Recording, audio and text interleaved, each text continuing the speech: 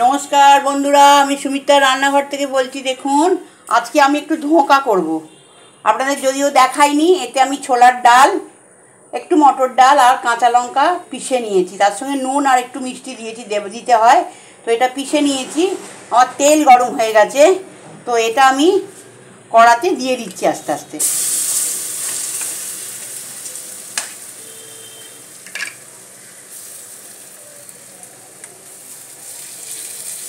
আলুটাকে আমি একটু ভাপিয়ে নিয়েছি, যেটা আলুটা দেবো। এতে আদা দিইনি, আদা বাটাটা আমি আলাদা করে দিচ্ছি।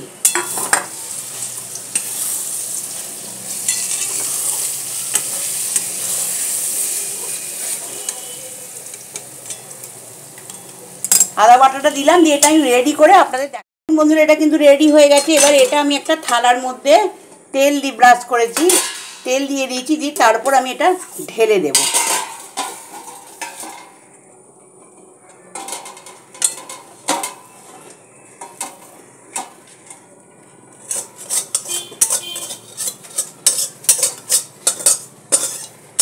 এটা ঢেলে দিয়ে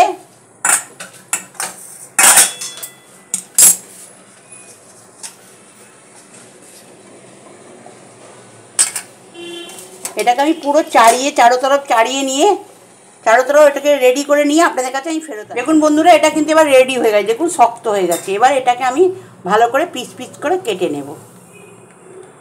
একটু সময় দিতে হয়।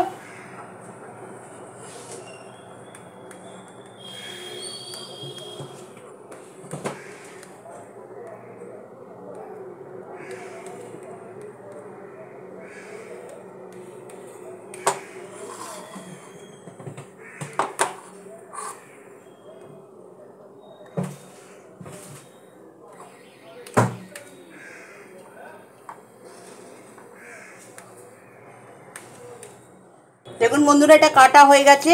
এবার দেখুন এইগুলোকে আমি এরমভাবে কেটেছি, এগুলো আপনা আপই উঠে পড়ে। এই দেখুন এরকম দেখতে পাচ্ছেন। এবার এগুলোকে আমি ভালো করে ভেজে নেব। আগে ভেজে নিয়ে আমি আপনাদের বাকিটা দেখাচ্ছি। দেখুন বন্ধুরা ভাজাগুলো হয়ে গেছে, দেখতে পাচ্ছেন ভাজাগুলো হয়ে গেছে। এবার সেকেন্ড ব্যাচটা ঢেলে দেবো। এটা আমার হয়ে গেল। এবার সেকেন্ড ব্যাচটা আস্তে আস্তে আমি দিয়ে দেবো।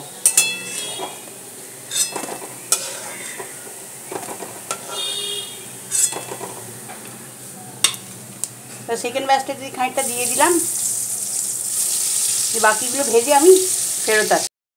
দেখুন বন্ধুরা এটা কিন্তু আমার সমস্ত ভাজা হয়ে গেছে, সব ভাজা হয়ে গেছে। এবার আমি ওই তেলের মধ্যেই একটু জিরে ফোড়ন দিয়ে দিলাম, জিরে ফোড়ন দিলাম। আর দেখুন এর মধ্যে আমার আছে টমেটো, আদা বাটা, চিনি, নুন, লঙ্কার গুঁড়ো, হলুদ গুঁড়ো, এগুলো আমি সব এতে ঢেলে দিলাম।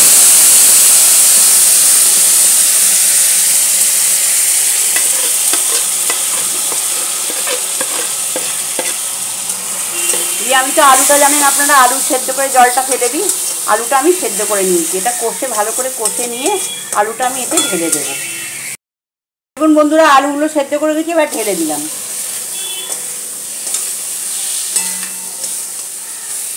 একটু ভালো করে কষে নিয়ে দেখুন বন্ধুরা আলুটা কিন্তু কষা হয়ে গেছে। এবার আমি এতে জল দিয়ে দিচ্ছি।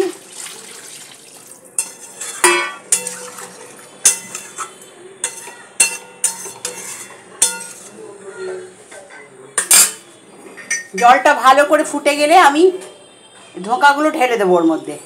একটু ফুটতে সময় দেবো, ফুটে গেলে আমি ঢেলে দেবো। বন্ধুরা এটা ফুট লেগে গেছে, আমি কিন্তু এবার এগুলোকে আস্তে আস্তে সব ঢেলে দিলাম।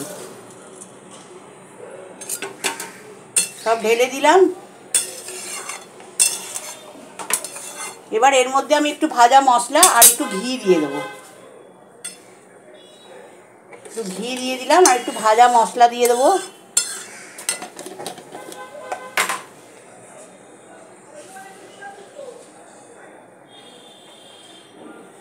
দেখতে পেলেন এই রেসিপিটা। এটা যদি আপনাদের ভালো লেগে থাকে আপনারা আমায় সাবস্ক্রাইব করবেন, সাইডে থাকা বেলটা দাবিয়ে দেবেন, লাইক করবেন, শেয়ার করবেন, কমেন্টে অতি অবশ্যই লিখবেন। আমি সুমিত্রার রান্নাঘর থেকেই বললাম। নমস্কার বন্ধুরা।